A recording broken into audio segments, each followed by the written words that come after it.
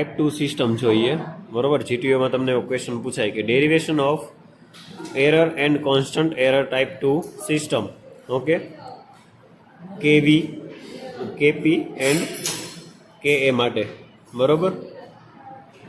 Step input માટે, ramp input માટે અને પેરાબોલિક ઇનપુટ માટે.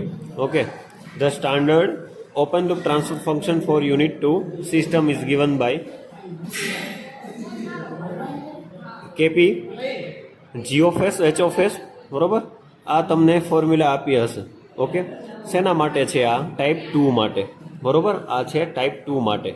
ઓકે, ટાઈપ 1 માટે શું હતું? તો અહીંયા ખાલી એક એસ હતો, બરોબર, મલ્ટિપ્લિકેશનમાં. તો અહીંયા શું થશે કે એસ સ્ક્વેર આવી જશે, બરોબર. આ એકવાર ન જોયું હોય તો આ એકવાર જોઈ લેજો, યાદ રાખી લેજો, બરોબર. ઓકે, હવે હું કેપી ટેન ટુ 0 લિમિટ 0 હું પુટ કરીશ, G of S, H of S, બરોબર. એસની વેલ્યુ 0 મૂકીશ તો શું આવશે?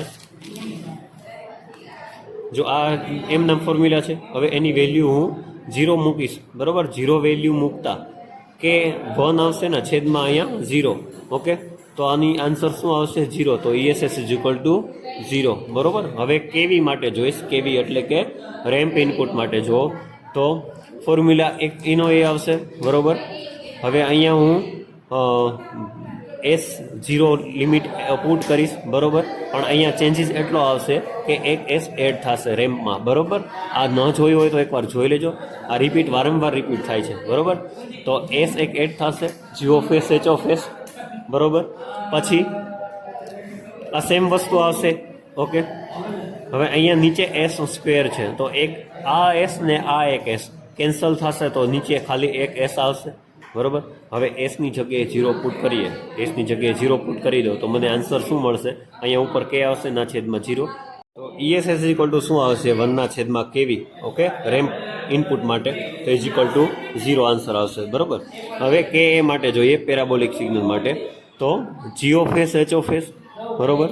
અને અહીંયા ફોર્મ્યુલા એની એ જ આવશે, ફોર્મ્યુલા સેમ વસ્તુ. ઓકે, પછી તો ઓકે, પેરાબોલિક માટે સેમ ફોર્મ્યુલા આનું જ આવશે, બરોબર. લિમિટ 0 પુટ કરીએ તો પેરાબોલિક માટે અહીંયા જે છે એ એસ સ્ક્વેર આવી જાય અને G of S, H of S આવી જાય, બરોબર. અહીંયા રેમ્પ માટે શું હતું? ખાલી એક એસ એડ થતો, બરોબર. અને સ્ટેપમાં કેવું હતું કે ખાલી G of S, H of S હતું, બરોબર. આ વસ્તુ તમે ધ્યાન રાખજો, આ વસ્તુ ક્યારેય તમને ભૂલાય નહીં, બરોબર. હવે જો આ છે એ એડ કરીશું જી ઓફ એસ મારું આ છે, બરોબર. તો આ વસ્તુ એડ કરીશ એસ સ્ક્વેર, બરોબર. તો કંઈક આવું થશે. હવે એસની જગ્યાએ 0 મૂકીશ, બરોબર. એસની વેલ્યુ 0 પુટ કરીશ. ઓકે, તો શું આવશે કે અહીંયા છે એ 0 થઈ જાય, તો 1 પ્લસ 0, 1 પ્લસ 0, 1 પ્લસ 0 આવશે, બરોબર. તો અહીંયા ખાલી કે ના છેદમાં 1.